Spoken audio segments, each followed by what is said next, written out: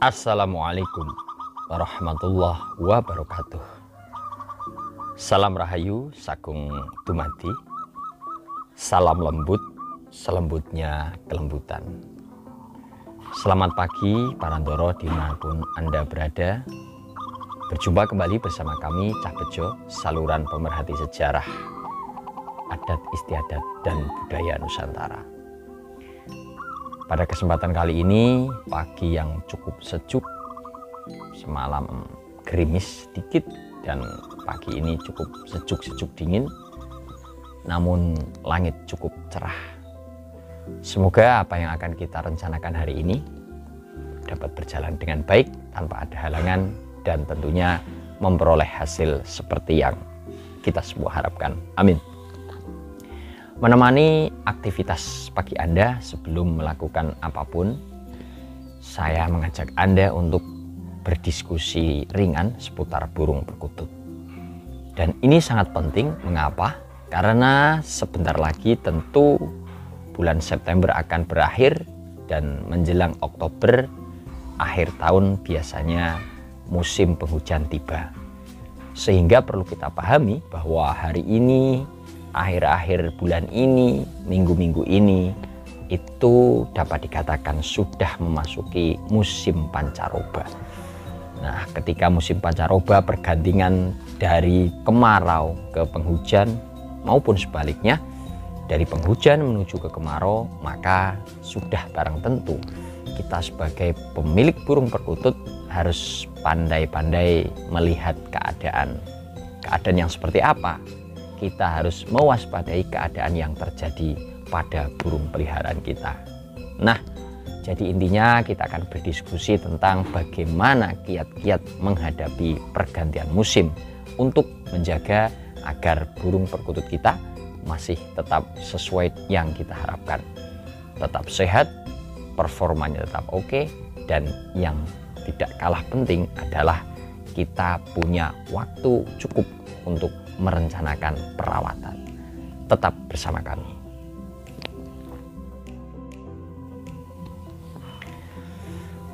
Hal yang perlu kita perhatikan, Parandoro, adalah kita harus tahu bahwa pentingnya kita melakukan perawatan di musim akhir kemarau.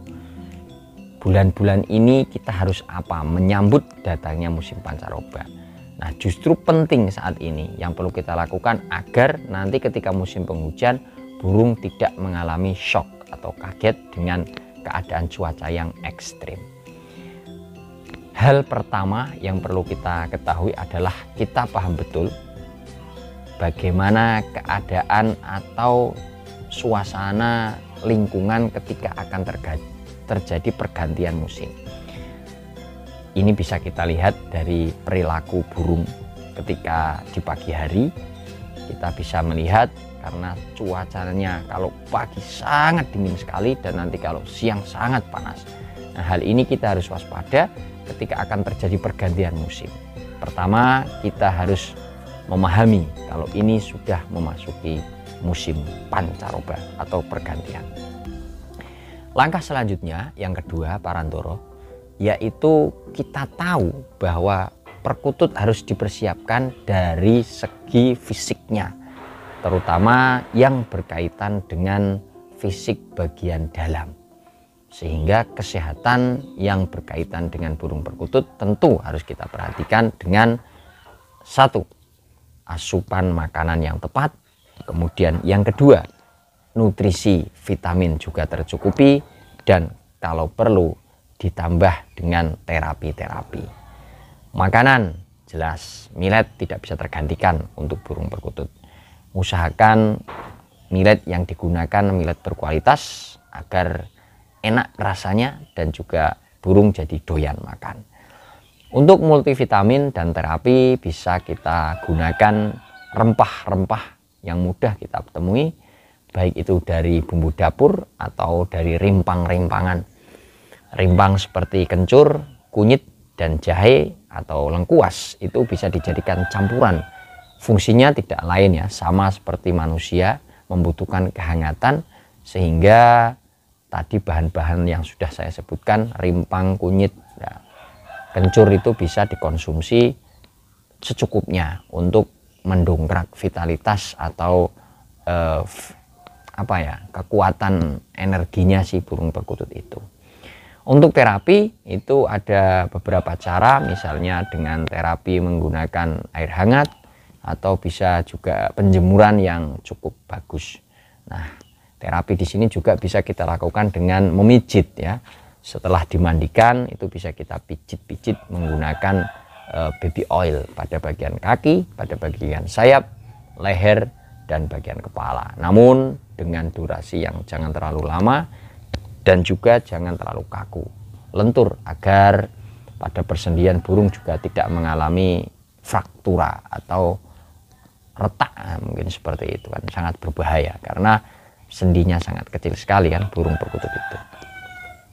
Nah, kalau masalah makanan suplemen sudah selesai, maka selanjutnya adalah persiapan yang berkaitan dengan kebersihan. Nah, ini kebersihan juga harus kita perhatikan. Jangan terlalu jorok dengan sangkar burung perkutut. Nah, kalau ada yang mengatakan terkadang kotorannya sampai menggunung, dibiarkan saja seperti itu, bagaimana? Ya, itu saya serahkan kepada Anda semua. Namun secara teori kebersihan, maka kalau bisa sangkar perkutut itu diusahakan kalau kotorannya itu sudah banyak, ya segera dibuang. Atau intensitas istilahnya sebagai mengeceknya itu mudah sekali. Kalau kita lihat baunya dari sangkar kita itu kok sudah full bau kotoran burung, maka ya segera saja dibersihkan. Jangan sampai nanti kebiasaan menyemprot burung dengan menggunakan air di dalam sangkar, malah airnya menetes dan jatuh mengenai kotoran. Nah, ini akan menimbulkan bakteri, kuman, dan bisa mengganggu burung perkutut. Indikatornya apa? Nah, indikatornya yang tadi, ketika bau sudah menyengat, segera dibuang dan dibersihkan. Kemudian juga yang ada pada wadah makan maupun wadah minum. Karena kebiasaan burung perkutut itu ada yang ketika tidur itu merasa nyaman jika dia itu bertengger pada tempat makan atau tempat minum. Hal yang seperti itu bisa kita antisipasi dengan apa? Membersihkannya. Membersihkan 3 hari, 5 hari, atau 1 minggu sekali, itu mungkin ya tidak ada salahnya untuk menjaga sterilisasi pada pakan dan minuman.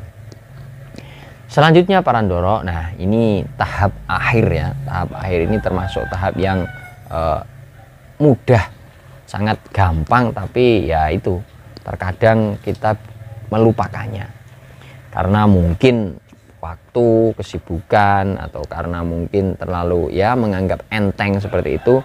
Jadi tahap terakhir untuk menghadapi musim pancaroba ini yang sering terlupakan itu adalah yang berkaitan dengan persiapan pada sangkar burungnya. Yang seperti apa? Nah, ini jadi ini sekedar tips ya, tips yang mungkin nanti bisa dipraktekkan bahwa menjelang musim penghujan terutama. Ini kalau pergantian dari hujan ke kemarau mungkin hal ini agak lupa, tidak masalah. Tapi kalau yang dari musim kemarau ke musim penghujan, tips teknik ini harus benar-benar diperhatikan, yaitu bagaimana cara kita nantinya itu mampu menempatkan burung perkutut itu tidak terlalu pada kondisi yang lembab, tapi juga tidak terlalu pada wilayah atau daerah yang kering. Nah, caranya bagaimana? Ya, itu caranya adalah dengan 2 hal.